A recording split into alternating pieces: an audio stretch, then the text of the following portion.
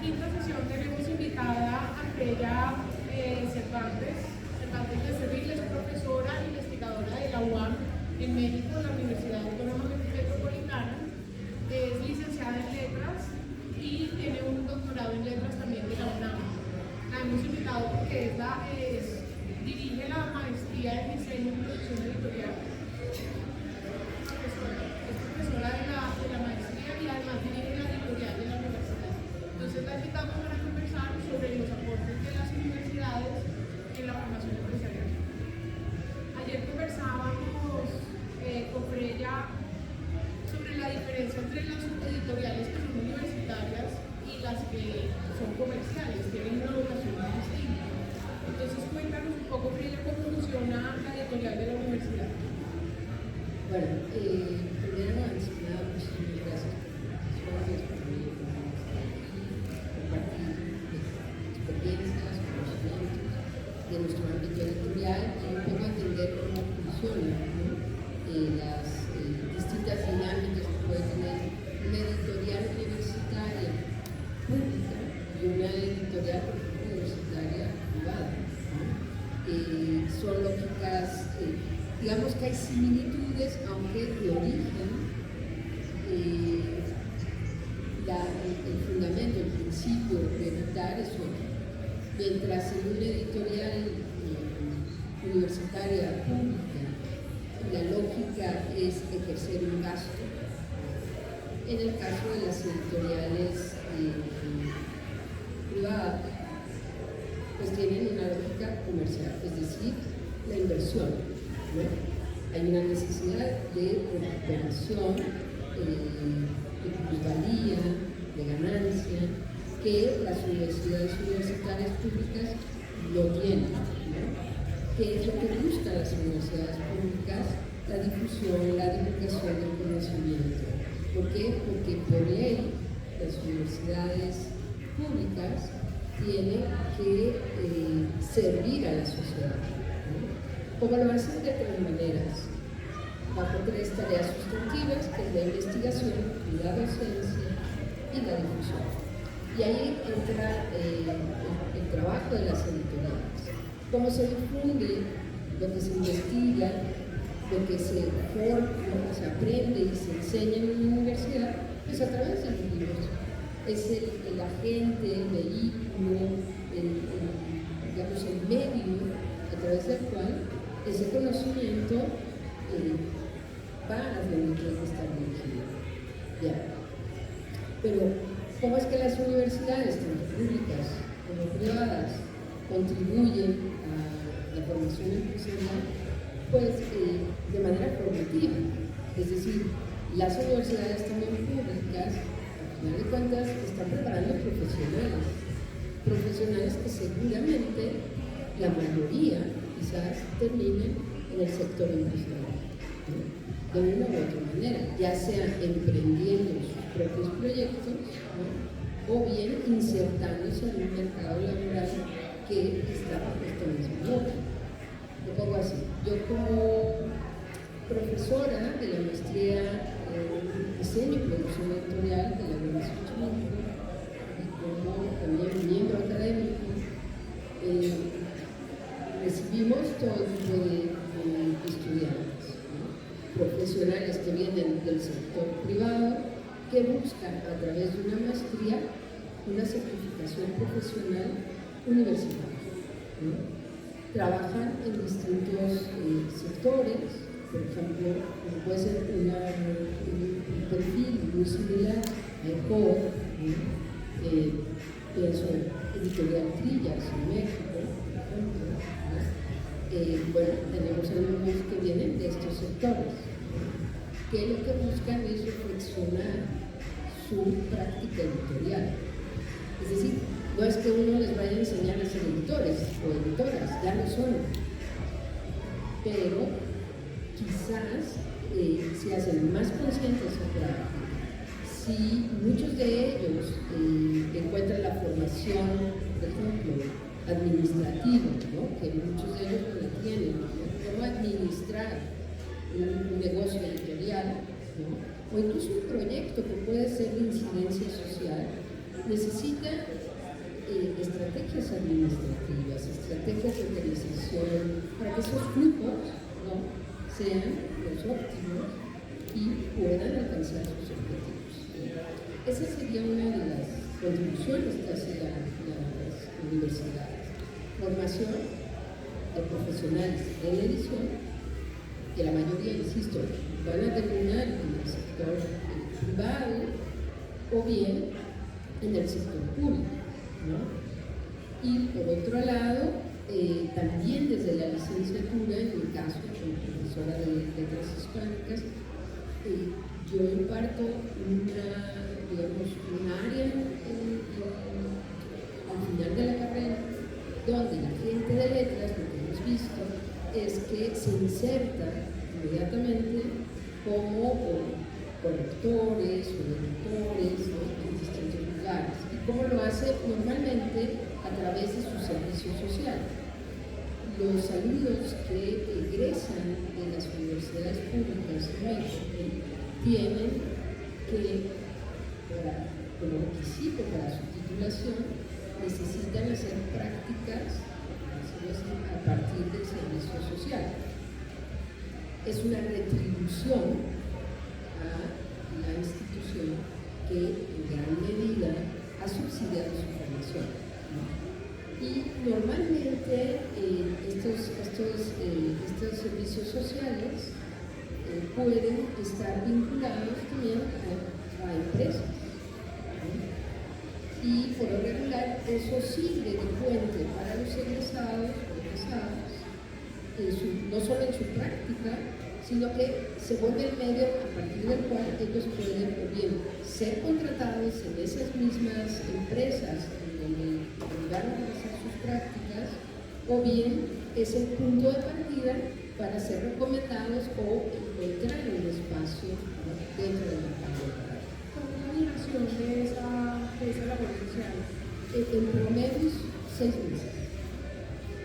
Entonces ya digamos que el alumnado llega a hacer su servicio social ya casi al final, cuando ya está a punto de egresar, de titularse. Es más, es un requisito. No se puede titular si no tiene el servicio social. ¿Algunos de los estudiantes trabajan contigo en la editorial? ¿De los que han salido de la maestría? Podrían hacerlo, sí, lo han hecho en otros momentos. Cuando yo fui coordinadora de la licenciatura en letras hispánicas, tuve un servicio social donde los propios alumnos ayudaban a ir a hacer eso y, por ejemplo, contribuyeron a hacer el sitio de la licenciatura, ¿no? Ellos como alumnos desde su visión y tomaron curso también para poder aprender a editar la página, subir contenidos, actualizarla, etc. Entonces sí, tienen un curso ahí, o bien Me voy a devolver un poco porque al principio mencionaste una diferencia importante entre las editoriales universitarias, las públicas o privadas, y las comerciales, y es sobre el gasto, ¿no? El uso del recurso, porque los comerciales no tenemos esa licencia que sí pudieran llegar a tener las universidades. Entonces, háblanos un poquito más de cómo eligen ustedes qué libros publicar. Claro. La administración pública, en el caso de la UAM, por ejemplo, existe una política editorial.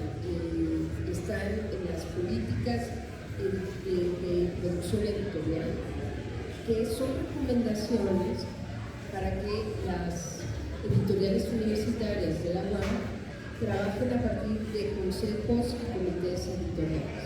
Esto implica una evaluación y un seguimiento organizado para, uno, garantizar que las obras que se publican sean una aportación, ¿no?, científica, académica, ya sea en las ciencias sociales o humanidades, en las biológicas, ingenierías, salud, en fin, ¿no?, y también de diseño. Una vez que se decide por comité iniciar el proceso de una obra, primero se tiene que evaluar de manera dictaminantes, que llamamos nosotros, ¿no? Pareceros. Es decir, quien ingresa su propuesta para ser publicada no sabe quién lo está evaluando. Y el que evalúa no sabe a quién está evaluando. Es una manera de evitar el conflicto de interés, pero también de garantizar el contenido. Y los editores usan estos dictámenes porque son herramientas muy útiles. Puede ser que algún dictamen, los dos sean positivos, pero uno de ellos condicionado. Ese dictamen condicionado puede decir: el capítulo 3 tiene problemas tal. Se recomienda que se haga un glosario para que la obra tal. Esas son recomendaciones de especialistas que ayudan a que la obra mejore. Digamos que desde el sector privado, comercial, también hay guías, ¿no? Para saber, porque sabemos que editar es un riesgo, no importa si es a partir del gasto público o de la inversión, siempre es un riesgo editar, ¿no? Sabemos que esto de que los editores solo editan para ganar dinero, perdón, pero no cualquiera pierde dinero de esa manera, ¿no? Es un gran riesgo. Entonces, también los editores comerciales, luego, porque también he trabajado desde ese otro lado, necesitamos guías para saber dónde vamos a poner esa inversión, ¿cierto? Entonces, creo que eso es importante. Por otro lado, hay una gran diferencia cuando decimos, bueno, pero ¿qué pasa con las editoriales universitarias que tienen una mala distribución, que no están llegando donde tienen que llegar, ¿no? ¿Qué es lo que tenemos que hacer los editores para que esos libros se vendan? Y ahí yo creo que hay muchas estrategias que la edición privada o comercial nos enseña, que tiene que ver con el marketing, la publicidad, ¿no? Nosotros no hacemos marketing ni publicidad, pero sí tenemos que promover y difundir lo que editamos. Pareciera muy similar, ¿no? Pero la diferencia es que nosotros, vuelvo al punto, no invertimos por eso, ¿no? No obstante, tenemos que gastar en eso también, ¿no? Porque es un problema en efecto. Si hay algo difícil, bueno, vender libros es muy difícil. Pero vender libros académicos es realmente una osadía, ¿no? Creo yo. Ahora, ¿cómo hacer que el libro que se edita, o sea, cómo racionalizar desde la producción editorial lo que se edita? Yo creo que es algo que la edición comercial enseña también en la universidad, ¿no? No es solo editar por editar, sino que muchas veces desde la edición académica se nos olvida que el libro tiene que llegar a su usuario, a su lectora, ¿no? A un punto de venta, a fin de cuentas, ¿no? Y bueno, desde esas lógicas, aunque son paralelas, se entienden de manera diferente. No obstante, yo sí pienso que hay una afinidad, ¿no? Estrategias que evidentemente la lógica comercial, empresarial ayuda, ¿no? A que una editorial universitaria pública logre ser exitosa en sus objetivos. ¿No sería poner el libro donde tiene que estar para que la gente que está dirigida llegue? Creo que eso lo compartimos editores del sector público como del privado comercial. Y por lo que dices, pienso que la mayoría de los libros que publican ustedes en la UAM son resultado de investigación. Y te lo pregunto porque a nosotros el Ministerio de Ciencia nos exige validar uno u otro tipo de libro.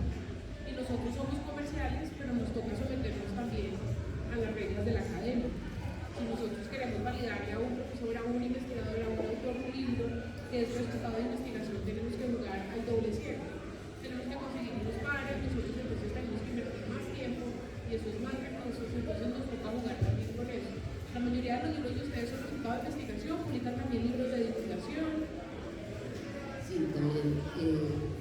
De divulgación científica, pocos libros técnicos, más libros resultado de investigación y también libros de difusión cultural.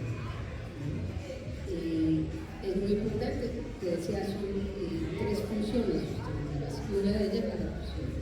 Por ejemplo, desde la Rectoría General de la Universidad Autónoma Metropolitana, lo que tenemos es dos tareas importantísimas. Nosotros concentramos todo lo que editan las distintas unidades académicas. Somos una especie de distribuidora, por decirlo así, y llevar todos esos libros académicos a ferias de libros, concertar con distribuidores, con proveedores que nos ayudan a mover en todo el territorio nacional. Te puedo decir, nosotros estamos presentes en más de 50 ferias al año con nuestros libros. Y Colombia, ahora, desde el año pasado, ha sido un punto importantísimo para también llevar los libros fuera de México. Claro que ahí hay una sinergia de varios apoyos, ¿no? Tanto con colegas de otras universidades, tanto públicas, privadas, pero también con distribuidores, ¿no?, en el sector comercial. Es decir, no están peleadas, pero hay que encontrar la forma para que colaborar, ¿no?, de tal manera que una universidad, tanto pública como privada, pueda darle visibilidad a toda su producción académica, de difusión, de divulgación, Ya que estás hablando de los públicos, me queda claro que son la mayoría de estudiantes de la UAM, por supuesto, distribuyen en todo México, traducen los libros, están entrando en otros mercados, o es algo en lo que no están pensando ahora. Sí, por ejemplo, este año vamos a publicar la UAM, Unión de Cultura Económica y la UAM, por el tercer centenario de Kant, y las traducciones son de profesores de filosofía de la UAM. Esa es la aportación que tenemos para que se pueda volver a imprimir a Kant, hacerle homenaje, y seguramente esas ediciones aparecerán ahora en México, que es la Feria Internacional de las Universidades Nacionales. También venimos aquí ahora a la feria con dos traducciones de 12 escrituras brasileñas que estamos teniendo traducción. Otro de los proyectos que tenemos en colaboración con una universidad también pública en México, que es la Universidad Veracruzana, que también está aquí presente en Gilbo. Estamos proyectando un libro que es la traducción de la poesía reunida de T.S. Eliot, ¿no? O sea, son proyectos editoriales que conjuntamente, ¿no?, de manera colaborativa, desde una institución u otra aportamos para sacar adelante un libro que nos parece importante para su difusión. De un extraordinario poeta, traductor mexicano, que es José Luis Gómez. Ayer hablábamos, preparando esta charla, sobre las clínicas que hacen en la universidad, además del servicio social que prestan los estudiantes participan en las clínicas. Cuéntanos un poquito sobre esto, porque esto está más vinculado por la sociedad también para resolver problemas del entorno, pero también eventualmente sobre el emprendimiento, vinculado con el emprendimiento. Claro, hay distintos servicios que ofrece la universidad, digamos, pública, en nuestro caso, que tiene que ver con una labor que nosotros identificamos como extensión universitaria, que tiene que ver con ofrecer también servicios de alguna manera a la sociedad. En específico, voy a hablar de un proyecto muy exitoso de la Universidad de Iztapalapa, que es la Clínica del Sueño, que es una clínica de especialidad para gente que tiene problemas para dormir. Pensaríamos que no los hay, pero es un problema grande en general, sobre todo en nuestras sociedades, por el tipo de vida que tenemos, etc. Afecta muchísimo y no tener digamos, un sueño sano en ese sentido nos va mermando, ¿no?, la salud.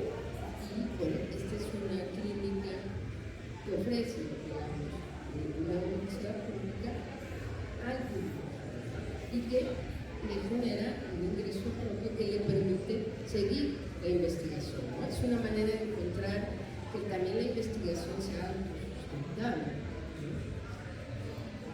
¿Cuáles son los puntos de encuentro entre las universidades y las editoriales comerciales, pues, para promover más las publicaciones en general, ya que estamos hablando sobre Teresa, para fortalecer esos aspectos empresariales, no solo en los estudiantes, sino en la comunidad? ¿Cuáles pueden ser esos puentes comunes? Mira, tú me preguntabas hace rato sobre los públicos, porque por supuesto el público más amplio serían los estudiantes. Curiosamente, por el sistema de evaluación que tenemos nosotros, en el caso de los académicos, que necesitamos ser evaluados a partir de la situación así, se focaliza sobre todo la emisión y la publicación en los profesores investigadores. Ellos tienen que publicar, pero en realidad ellos publiquen, son evaluados, calificados, etc. Pero poco pensamos en qué vamos a publicar para los estudiantes, que es al final de cuentas la comunidad. Y ahí tenemos, digamos, un punto rojo, ¿no?, porque son pocos los proyectos que están pensados realmente para la comunidad universitaria, pues allá los ciudadanos. Y ahí hay mucho que trabajar. Eso implica también una labor de las editoriales, la parte de difusión. Cómo llegar a los alumnos, mantener proyectos de promoción a la lectura, momentos en las antes, promoción de la lectura, cómo mediar en la lectura, y cómo combinar ambas cosas, la edición y la promoción. Esa es parte también de las tareas que tiene que hacer la universidad pública, el fomento y la promoción de la lectura. Yo creo que la parte comercial, es decir, si lo entendemos como proyectos editoriales independientes, en el caso de ustedes, que tienen un sector más hacia el libro técnico, académico, en fin, pues esa parte de la coedición. Yo creo que la coedición es una estrategia que puede ayudar muchísimo a ofrecer ciertas, digamos, población universitaria que pues no es, digamos, del todo aburrida, ¿no? Y digo del todo porque también ahí falta mucho de promoción, ¿no?, de difusión, para que la comunidad universitaria, el alumnado, es una comunidad flotante, es decir, va a pasar por la universidad y se va a ir, ¿no? A diferencia de los académicos, pero los alumnos pasan en su formación. ¿Cómo entrar en contacto con ellos? Nos faltan proyectos importantes ahí para que esas generaciones que van a ser realmente egresados, que van con la identidad ya de su formación de la universidad, ¿no?, y sean atendidos en esa ocasión. Entonces, la conexión, yo te diría ahí, esa sería la estrategia. Esperemos que en 1 o 2 meses tengamos algo concreto para mostrar la mesa de nuestra charla. Quiero saber qué ves tú del modelo editorial universitario que tengamos que aprender en las universidades comerciales y lo contrario. ¿Qué piensas tú que le pueda aportar a la universidad el modelo de editorial comercial a la educación? Sí, yo te diría, ha habido, creo yo, y ahí hay que tener cuidado, ha habido respecto de las universidades, por este asunto de la lógica del gasto, ¿no? Ahí hay dinero, se lo tiene que gastar, ¿no? Y hay también como esta idea de, por ejemplo, ciertos académicos que se compran la idea de ser, van a ser mejor distribuidos si publican con esta editorial o con esta obra, que no necesariamente es cierto, ¿no? Pero se hace la idea de que es así y que es el prestigio, o eso sucede mucho, por ejemplo, en las españolas, ¿no? O ha sucedido, esto es lo que comenta, digamos, la comunidad. Entonces yo pienso que si los editores comerciales, las editoriales comerciales tuvieran estrategias más razonables, más colaborativas, ¿no? podría ser un buen principio, ¿no? Para establecer este tipo de... Las editoriales como el COE, que están comprometidas con la formación,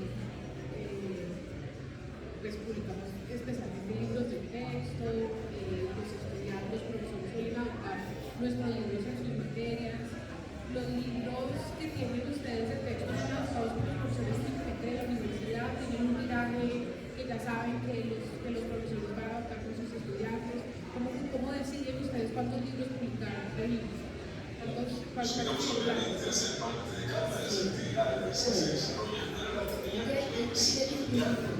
Hablabas de los comités. Los comités, pienso que los comités académicos deberían incluir a los editores en sus decisiones.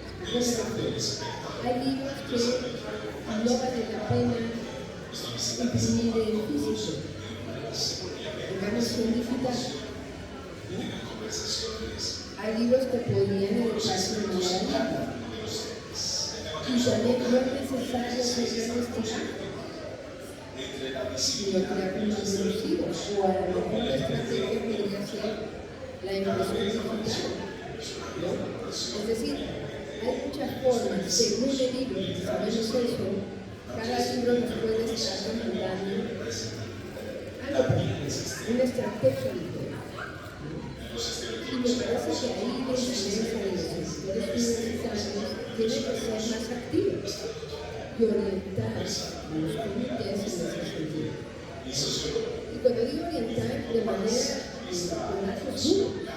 A ver, tú me dices que tal editorial quieres tú con esa editorial porque te dice que tienes un bueno, a ver, que entregue el dato duro. ¿Dónde está la evidencia de que en efecto te distribuye? Porque si no la tienen, entonces habría que pensar si esa es la diferencia también. Eso es muy importante, la comunicación, estar dando los reportes, es el principio de la comunicación. Y los editores universitarios necesitan eso para poder orientar a los autores. Hablamos sobre incidencia, que no es propiamente un problema que tengamos en las universidades, porque no tenemos la incidencia sino la experiencia, pero las universidades tienen que tener incidencia. ¿Cómo lo están haciendo ustedes? Pues a partir de, bueno, hay varias cosas. Sería a partir de estas mediciones de proyectos, ¿no?, que desarrolla la extensión universitaria.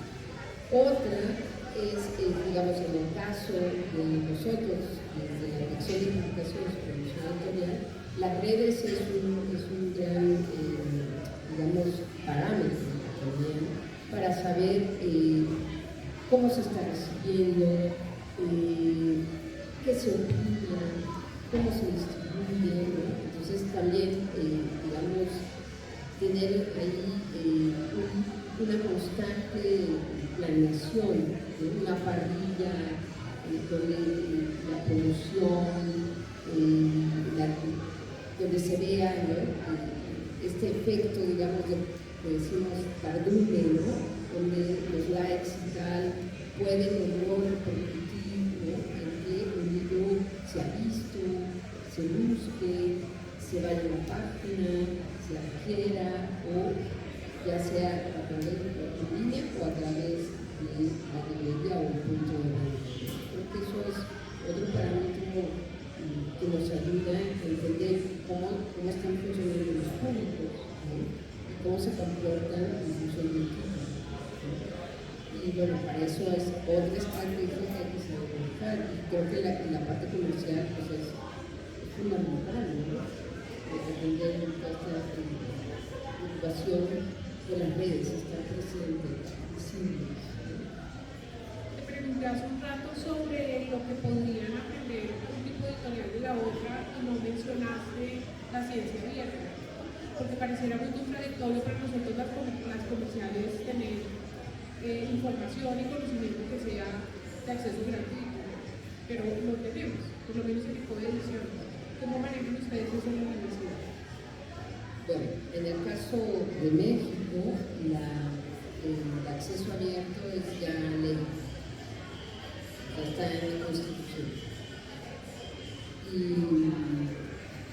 Y es el principio de acceso abierto para consolidar la ciencia abierta. Es la base. Ahora, ciertamente la universidad sigue invirtiendo en libros en físico y sigue invirtiendo en edición, no invirtiendo en el sentido de gasto, ¿no? Sigue ocupando, digamos, su presupuesto en gastar en ciertos servicios, procesos, etc. Entonces, ahí lo que creo que nos queda como reto es cómo vamos a cumplir con esa ley, cómo vamos a cumplir con la institución pública, al mismo tiempo sin contradecir, digamos, estos procesos, ¿no? Creo que la tarea es aplicar políticas de acceso abierto que ayuden también en los procesos editoriales. ¿Qué me refiero? ¿En qué momento un libro que se imprime en físico o que también se oferta en digital va a pasar a ser de acceso abierto? Creo que hay que estipular también tiempos, ¿no?, para que, por un lado, se pueda agotar un proceso, sería la venta, y en qué momento se decide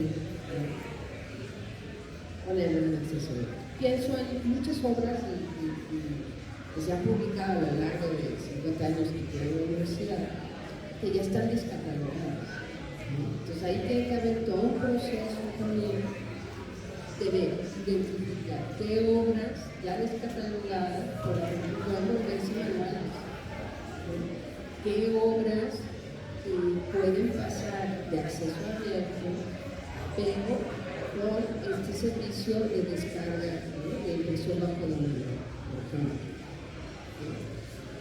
Eso también. Y es una forma de volver a hacer vital un catálogo, ¿no? O sea, porque normalmente volvemos a ver el catálogo histórico y pensamos en la muerte del libro, ¿no?, de los títulos, y creo que esa es una gran posibilidad. Entonces, hay que ponerse a pensar bien cómo aprovechar lo mejor posible los procesos editoriales, los productos editoriales que una universidad oferta para su comunidad, de qué manera lo hace y en qué tiempos va a agotar, para que pase a otro proceso y a otro proceso, ¿no? Creo que esa es una... Gracias, Reina. Voy a abrir el micrófono si alguien tiene una pregunta. No sé si...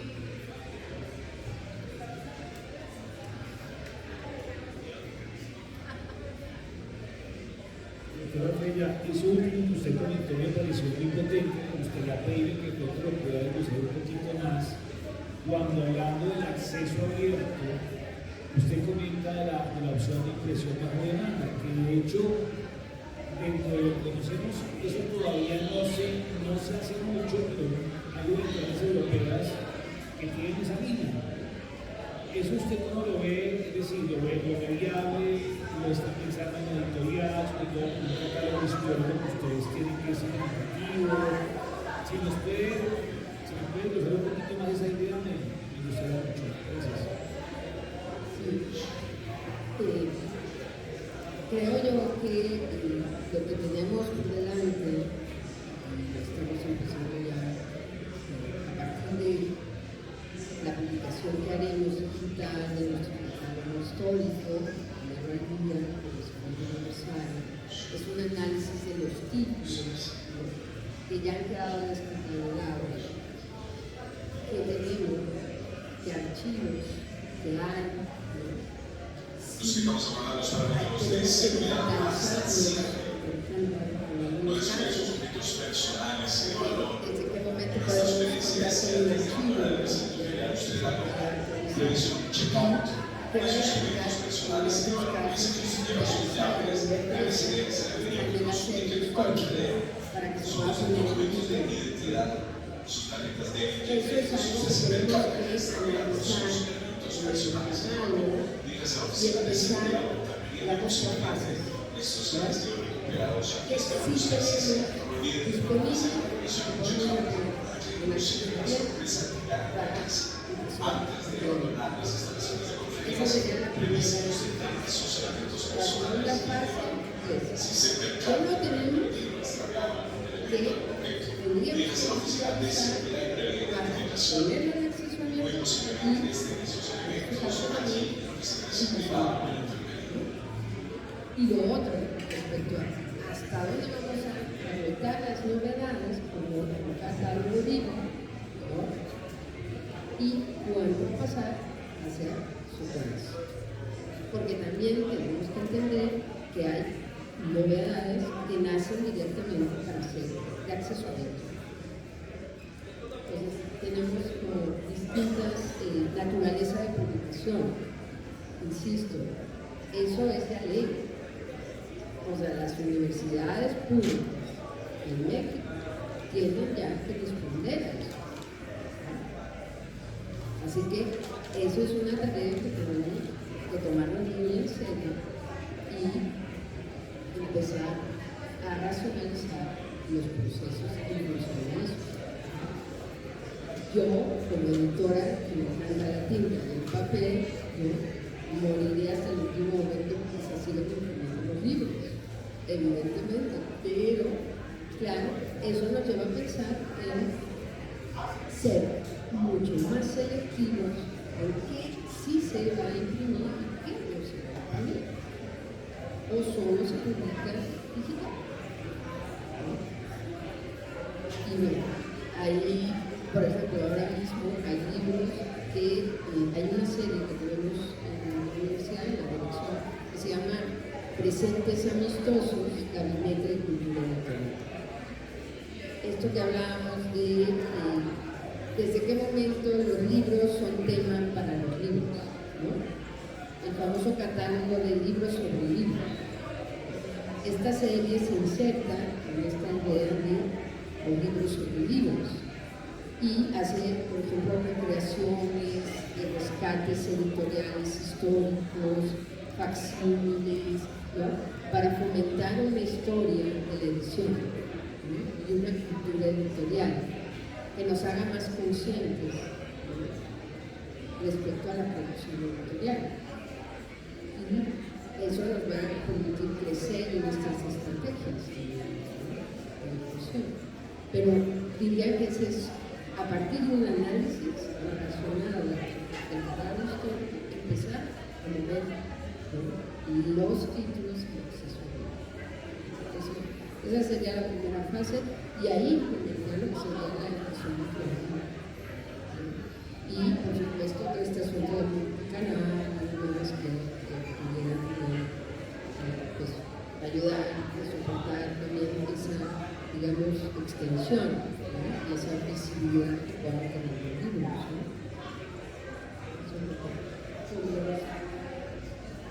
Quiero darle las gracias a ella por acompañarnos, y antes de eso voy a hacer algunas cuñas. La primera, los libros de la UAM los consiguen en este pabellón, están en el stand de Altexto, ¿verdad?